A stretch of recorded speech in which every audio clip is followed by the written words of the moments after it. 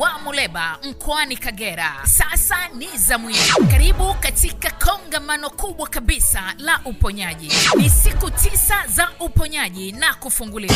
Maana Bwana asema katika waraka wa kwanza wa Yohana mlango wa 3 mstari wa 8, atendaye dhambi ni wa ibilisi, kwa kuwa ibilisi hutenda dhambi tangu mwanzo.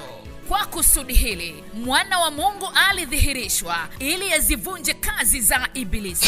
Na mnenaji mkuu katika kongamano hili kubwa kabisa la uponyaji ni askofu na mchungaji FJ Katunzi kutoka jijini Dar es Salaam. Bwana wa mabwana yuko mahali hapa, jemedari wa majemedari, simba wa kabila la Yuda. Walikuzika mama, leo natangaza ufufuke. Walitangaza Lazaro amekufa, Yesu akatangaza Lazaro yu hai. Walitangaza Lazaro amezikwa, Yesu akasema Lazaro atafufuka. Na jioni ya leo ndoa yake ifufuke, biashara yake ifufuke, watoto wako wafufuke, elimu yake ifufuke.